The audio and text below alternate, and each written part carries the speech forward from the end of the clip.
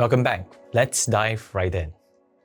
One common approach to trading the volatility indices and the key strategy to this course will focus on is a mean reversion strategy.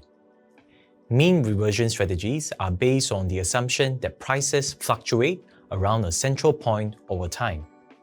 The mean or average price can be calculated from historical data, providing a benchmark for identifying potential trading opportunities. In traditional financial trading, mean reversion strategies involve buying undervalued assets in anticipation of their rise and selling overvalued assets expecting them to fall. Volatility indices throw a wrench in this concept. As synthetic instruments, they are not influenced by traditional market factors like supply and demand. This means that the idea of something being overvalued or undervalued does not apply. Despite this, mean reversion strategies remain popular among volatility indices traders. To understand why, let's examine how these indices function using the Volatility 50 Index as an example. The Volatility 50 Index is designed to maintain a yearly volatility of 50%. Yet, the volatility can be higher or lower than 50% in shorter timeframes. Why is this? Annualized volatility is an average target over time. To maintain this average, periods of lower volatility are often followed by periods of higher volatility. So, if recent price changes have caused the volatility to drop below 50%, the algorithm will generate larger price moves to increase it. On the other hand, if the volatility is too high, the algorithm will create smaller moves to bring it down.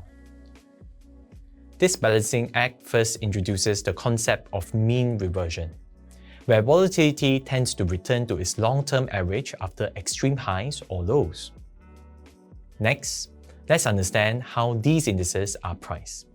Their value is partially determined by a generated random number. This means that prices can jump up and down unpredictably.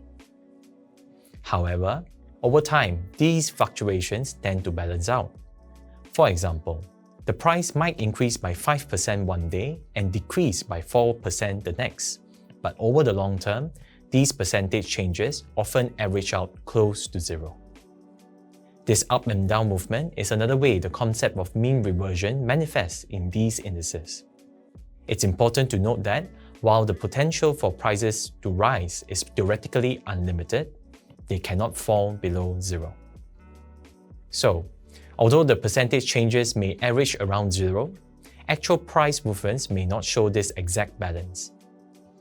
Now that you understand how mean reversion relates to these indices, let's look at how you can apply this concept when trading volatility indices.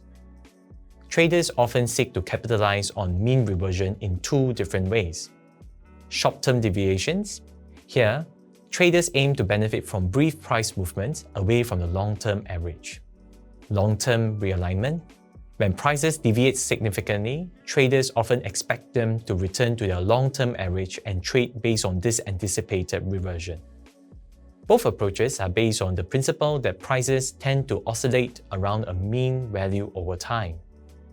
So, how can we implement mean reversion into our volatility indices trading strategy? Due to their synthetic nature, many traditional technical indicators don't work effectively. However, some indicators can still help traders with calculating averages and shaping their strategy. We will explore these in the next videos.